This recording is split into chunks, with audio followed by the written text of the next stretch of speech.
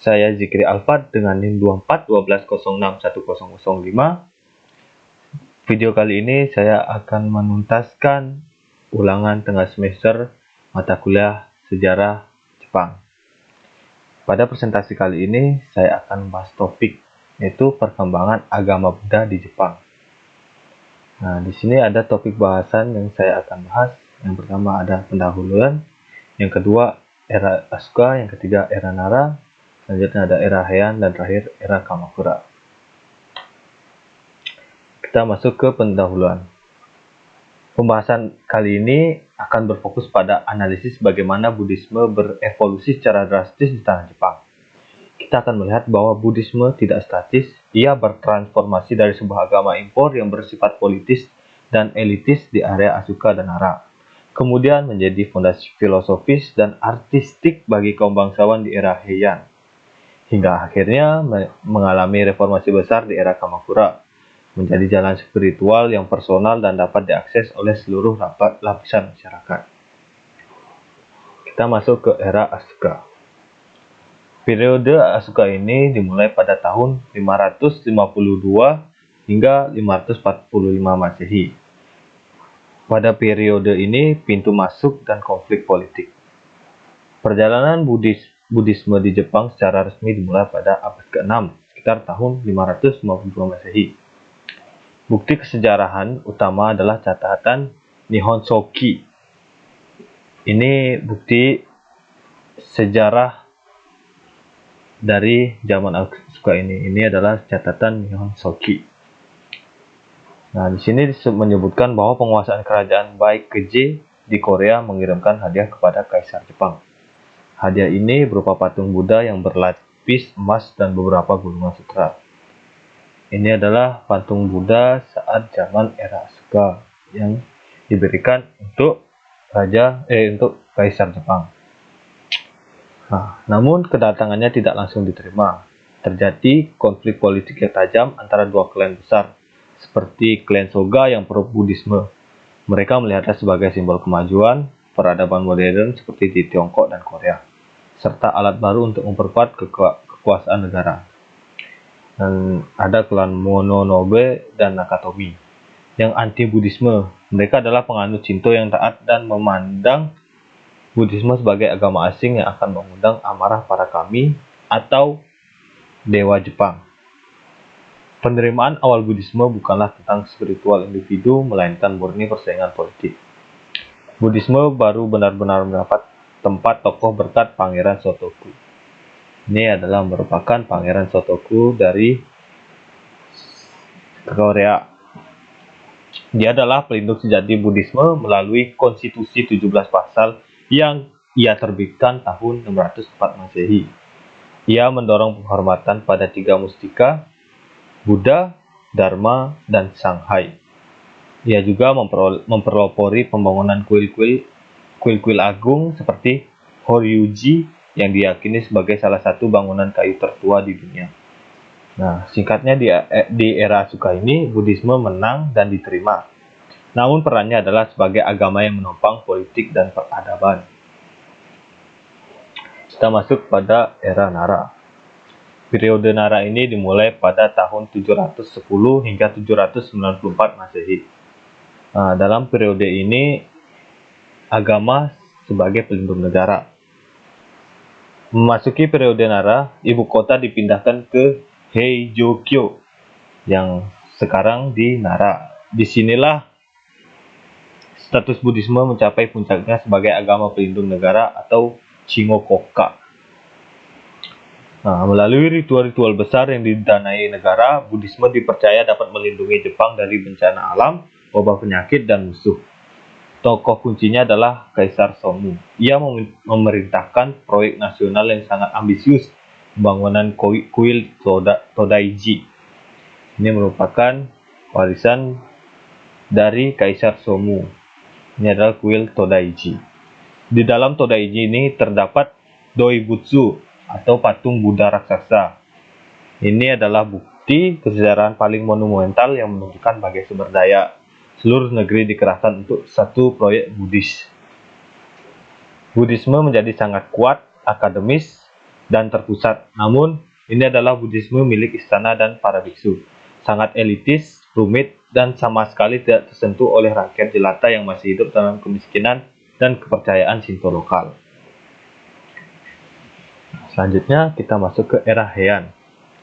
Periode Heian ini dimulai dari tahun 794 hingga 1185 Masehi. Periode ini adalah periode estetika kaum elit dan mistisisme. Karena para biksu di Nara ini menjadi terlalu kuat dan ikut campur dalam politik, ibu kota akhirnya dipindah lagi ke Heian-kyo yang ada sekarang di Kyoto. Periode Heian ini melahirkan dua aliran yang baru sangat besar yang didirikan oleh biksu yang baru kembali dari Tiongkok. Alirannya itu ada aliran Tendai yang didirikan oleh Seicho. Ini berpusat di Gunung Heie. Ajarannya lebih komprehensif dan berdasarkan sutra teratai dan mencoba menyatukan berbagai ajaran Buddha. Ini adalah pemandangan dari Gunung Heie. Kuilnya, mohon maaf. Yang kedua adalah aliran Shingon. Ini didirikan oleh Kukai yang berpusat di Gunung Koya. Ini adalah Buddhisme esoterik Tomikyo. Aliran ini sangat mistis, penuh dengan ritual rahasia, mantra dan mandala. Ini contoh mantra, mohon maaf, ini adalah contoh mandala di era ini. Buddhisme Shingon ini dan Tendai menjadi sangat populer di kalangan bangsawan Heian. Ajarannya yang rumit, ritual yang arsistik, dan estetikanya yang mendalam sangat cocok dengan kehidupan istana yang penuh keindahan. Namun, menjelang akhir era Heian, muncul krisis kekacauan politik dan sosial, memunculkan kepercayaan akan datangnya zaman kemunduran Dharma atau Mappo. Ini adalah keyakinan bahwa dunia telah memasuki masa kegelapan di ajaran Buddha murni sulit dipahami, dan manusia tidak bisa lagi mencapai pencerahan dengan usaha sendiri. Kepercayaan akan Mappo inilah yang memicu kebangkitan keyakinan pada Buddha, Amida, dan ajarannya tentang tanah suci Jodo. Kita masuk ke era yang terakhir, yaitu era Kamakura. Periode ini dimulai pada tahun 1185 hingga 1303 Masehi. Ini adalah periode reformasi agama untuk semua. Inilah titik balik terbesar dari sejarah Buddhisme Jepang. Era Kamakura adalah era perang saudara, atau bisa disebut perang Genpei, bencana alam, dan bangkitnya kelas samurai. Pemerintah beralih dari kaisar ke militer. Dalam dunia yang penuh kekacauan dan kematian, ajaran Buddhisme Heian yang rumit dan estetis terasa tidak lagi relevan. Rakyat jelata dan para samurai butuh sesuatu yang lebih sederhana, lebih praktis, dan menawarkan keselamatan personal saat itu juga. Maka muncullah para reformator hebat yang mendirikan aliran-aliran baru. Yang diantaranya, pertama ada aliran Jodoshu, itu aliran tanah suci yang didirikan oleh Honen. Ajaran ini sangat sederhana, yaitu melupakan ritual rumit.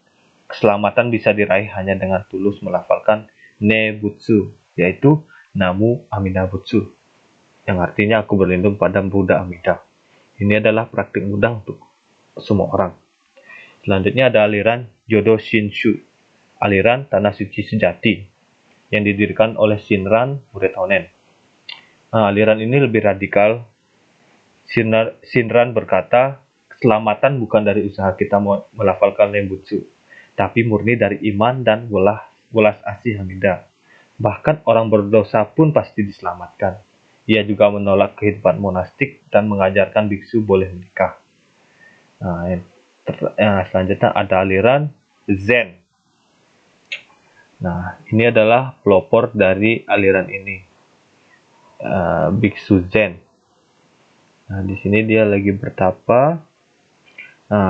Aliran ini menawarkan jalan yang berbeda, bukan belas kasihan dari luar, tapi pencerahan dari dalam diri melalui meditasi, zazen, dan disiplin keras. Ajaran ini sangat populer dari kalangan samurai. Mengapa? Karena Zen melatih ketenangan pikiran, fokus disiplin diri, dan keberanian menghadapi kematian. nilai-nilai yang esensial bagi seorang prajurit. Yang terakhir ada aliran Nichiren. Nah, Nichiren ini didirikan oleh Nichiren sendiri, seorang biksu yang sangat vokal dan nasionalistis. Ia percaya bahwa di zaman Mapu ini hanya Sutra Terata yang merupakan ajaran sejati. Praktiknya adalah melafalkan Namu Myo Renge Kyo. Nah, ini adalah peninggalan dari era Kamakura ini, patung Buddha. Sebagai kesimpulan, kita dapat melihat evolusi yang luar biasa. Buddhisme di Jepang bermula sebagai alat politik di era Asuka, dan selanjutnya berkembang menjadi institusi negara yang megah di era Nara, dan menjadi filosofis mistis kaum bangsawan di era Heian. Namun, baru di periode Kamakura lah Buddhisme benar-benar menyatu tanah dan menjadi milik seluruh rakyat Jepang.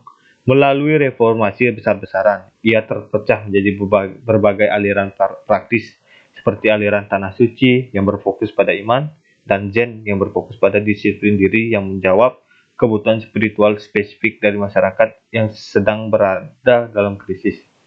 Periode Kamakura tidak hanya mengadopsi Buddhisme, tapi mentransformasikannya menjadi berbagai bentuk unik yang kita kenali sebagai Buddhisme khas Jepang hingga hari ini.